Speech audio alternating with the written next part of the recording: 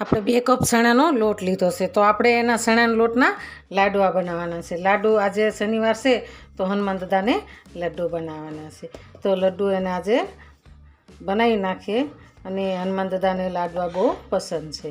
અને લાડવા બનાવવા માટે આપણે લાડવા બનાવવાના છે. તો લાડવા બનાવવા માટે આપણે ચમચીનો પાછળનો દાંડલો લીધો છે, એટલે આપણે મીઠા સોડા નાખીશું. મીઠા સોડા નાખીશું અને આપણે એમાં પાણી લીધું છે. તો પાણી આપણે જોતા પૂરતું પાણી નાખીશું. આપણે જોતા પૂરતું પાણી એડ કરવાનું છે. પાણી એડ કરતા જઈશું અને આપણે ધીરે ધીરે હલાવતા જઈશું. આપણે આના લાડુ બનાવવાના કહેવાય છે મોતીસૂરના લાડુ. મોતીસૂરના લાડુ સરસ બને છે. આપણે થોડું થોડું પાણી નાખતા જઈશું અને આપણે બેસન તૈયાર કરી બેસનને એકદમ મિક્સ કરી દેવાનું છે. કલર લાવવા માટે ફ્રૂટ કલર થોડોક અમથો નાખવાનો છે. ફ્રૂટ કલર નાખી અને આપણે સરસ હલાવી લઈશું. ફ્રૂટ કલરથી આપણે એકદમ સરસ કલર આવી જાય. થઈ ગયો ને એકદમ લાડુ જેવો કલર. આપણે એને સરસ મિક્સ કરી દેવાનું. આપણે બેસન સરસ તૈયાર થઈ ગયું છે. બેસનનું ગોળ આપણે સરસ તૈયાર થઈ ગયું છે. તો આવી રીતના આપણે બેસન બનાવવાનું છે. આવી રીતના બનાવવાનું છે એકદમ સરસ. આપણે બેસન સરસ તૈયાર થઈ ગયું છે. તો આપણે આના નાના નાના ભજીયા પાડી દેવાના છે. નાના નાના ભજીયા પાડી દેવાના છે અને પછી આપણે એને તળાઈને સરસ બહાર કાઢી દેવાના છે. આવી રીતના આપણે પાડી દેવાના છે અને આપણે સરસ તળાવવા દેવાનું છે. કાસું રહેવા નથી દેવાનું. બેસનને આપણે સરસ ફેટીને તૈયાર કરી દીધું. આવી ગયો ને કલર સરસ છે એકદમ મસ્ત. આપણે સરસ તળાઈ ગયા છે તો આપણે એને બહાર કાઢી લઈશું. આપણે એક ડીશ લીધી છે તો એમાં આપણે બહાર કાઢી લઈશું.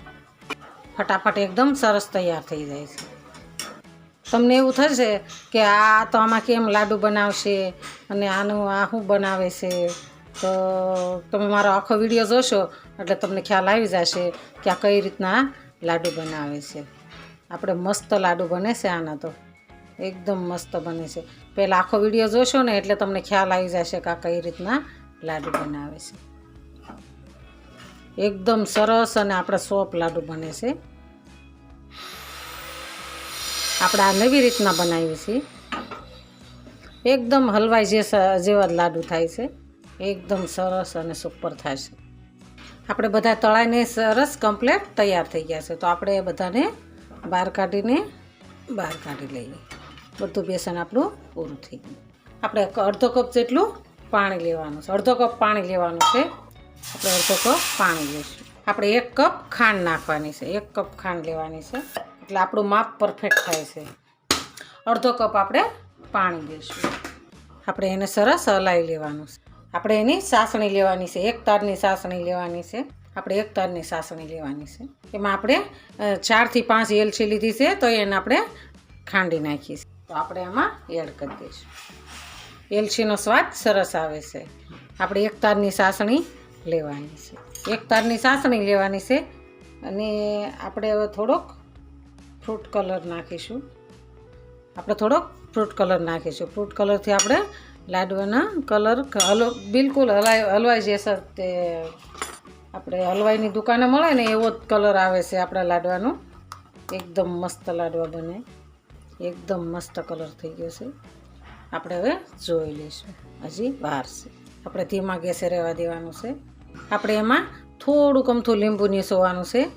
સાસણીમાં થોડુંક લીંબુ નાખવાનું, ઝાઝું નથી નાખવાનું. એકદમ મસ્ત આપણે લાડવા બનાવવાના છે. હનુમાન દાદાને ખુશ કરી દેવાના. આપણે 1 તારની સાસણી સરસ તૈયાર છે. એકદમ મસ્ત 1 તારની સાસણી થઈ ગઈ છે. તો આપણે એને ગેસ બંધ કરી દઈશું. આપણી સાસણી સરસ તૈયાર છે તો આપણે એને સાઈડમાં રાખી દઈશું.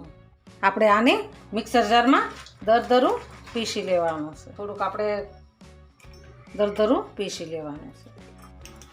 આપણે આવી રીતના સરસ દરદરું પીસી લેવાનું છે. બહુ ઓલું નથી પીસવાનું, ઝીણું નથી કરવાનું. આવું દરદરું પીસવાનું છે. તો આપણે આને સાઈડમાં રાખી દઈએ. આપણે એકદમ સરસ પીસી લીધું છે. એકદમ મસ્ત થઈ ગયું છે. જોઈ શકો છો તમે. થઈ ગયું ને સરસ. આપણે એની અંદર આપણે સાસણી તૈયાર કરી છે તો એ સાસણીને એડ કરી દેવાની છે. સાસણીને એડ કરી અને થોડી વાર આપણે એને હલાવવાનું છે. એકદમ મિક્સ કરી દેવાનું છે. આ સાસણીને મેશ થવા માટે આપણે 5 મિનિટ ઢાંકી દેવાનું છે. 5 મિનિટ ઢાંકી દઈશું. આપણે એમાં 1 ચમચી ઘી એડ કરવાનું છે. આ સાસણી મેશ થવા માટે આપણે 5 મિનિટ ઢાંકી દેવાનું છે.